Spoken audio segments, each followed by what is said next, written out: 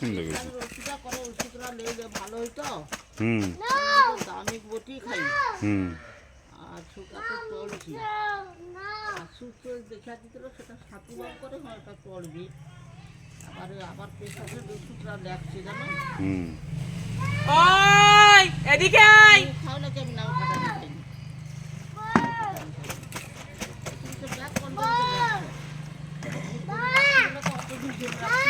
হুম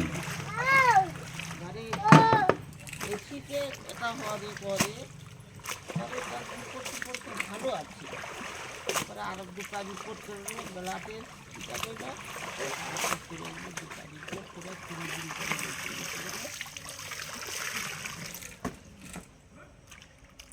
ও মনে নেই কেন হ্যাঁ যে সমস্ত মনে নেই। আমি আরো একটা জিনিস সুগার কমে কি মা বাবু কই? ও বুঝছো হুম প্রেশার তুমি এতে খেতে পারো, সজনে পাতা। না গো ওটা কি বেড়ে যায় গো। প্রেশার বাড়ে না। হ্যাঁ হ্যাঁ ডাক্তার তো প্রেসার কমাই বলে না ডাক্তার করছি খাড়া খাওয়া যাবে নি আর পাতা খাওয়া আমাদের খাইছি তো। তারপরে আমাকে ডাক্তার করছিল জানো। হুম পরে পালং শাক দিয়ে প্রচুর দিয়ে না বেগুন হুম আর ডাল 2টা দেওয়া মাখা তরকারি করে খাবো না তা করছি খাবে কি বাড্ডা ঘুরে পড়ে বাড্ডা। কাপড় কাচতে বসেছি আর দুটো ষাঁড় মিলে এত উৎপাত শুরু করছে চিন্তার বাইরে, প্রচন্ড পরিমাণে উৎপাত করছে।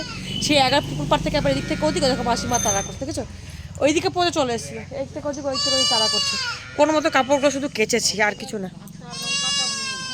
কাঁচা লঙ্কা খাবে, কাঁচা লঙ্কা তো খুবই উপকার।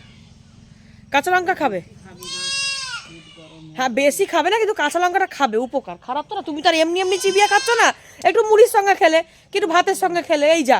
ভাত খাইতে মুড়ি খাইতে না মুড়ি ডাব কি জানি মুড়িতে তো তোমার মুড়ি বেশি খাওয়া ভালো না, কিন্তু মুড়ি ভিজিয়ে একটু জল খেলে মুড়ি খেলে তাহলে বেশি।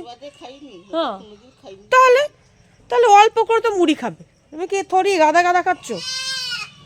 কি হয়েছে বাবা, তুমি উঠো উঠো। ওর হাড়ে প্রচন্ড মানে সে গিটে ফুলে গেছে, ও ব্যথা হচ্ছে। ও উঠে বেশ কিছু ধরে উঠে দাঁড়াতে পারছে না, প্রচণ্ড ব্যথা হচ্ছে। দেখো ওর মতো কাপড় কেচেছি নিয়ে এখন আমি হাঁটা দিচ্ছি ঘরের দিকে। ষাঁড়গুলোর জন্য এত উৎপাত করছে, ষাঁড়গুলো চিন্তার বাইরে, জানো তো। চলো কোনো মতো শুধু কাপড় কাঁচা হলো ষাঁড়ের ভয়ে তাড়াতাড়ি করে কোনো মতো। আর এই যে এই দুষ্টুটা, ওকে নিয়ে গিয়ে তো কোনো কাজ হয় না, ও কিচ্ছু করতে দেয় না। এত দুষ্টুমি শুরু করেছে, ওটা প্রচন্ড পরিমাণে দুষ্টুমি শুরু করেছে। জামা কাপড় দাদা ভাই ভিজিয়ে গেলাম, সকালে কিছুটা কেটেছিলাম ধুয়ে মিলেছিলাম, আর দাদা ভাই জামা কাপড় কালকে চুল কেটে এসেছিল বলে ভিজানো ছিল। একটু কাছ থেকে নাও।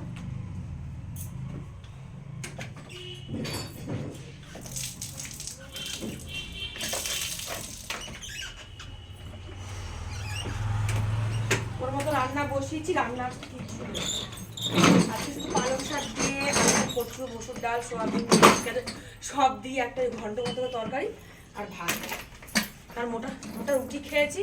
আর যে কিছু খেতে ইচ্ছে ব্যাস। কি গো খাবা তো? হ্যাঁ তোমার পেট কি ভরে আছে? কতটা ভরে আছে? অনেকটা। তাহলে ভাত খেতে লাগবে না? ও অল্প, এক দু মুঠা খাবো। কিছু করতে হবে না, অল্প করে করো, তার জন্য অল্প করে করেছি। যা মোটা রুটি বানিয়েছিলে বাবা।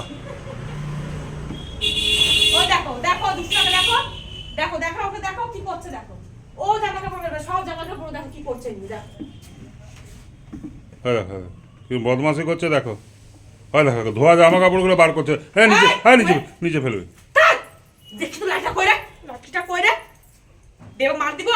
বন্ধুকে টাটা করে দাও, বাই বাই না, ওইদিকে বাই বাই করতে হয়।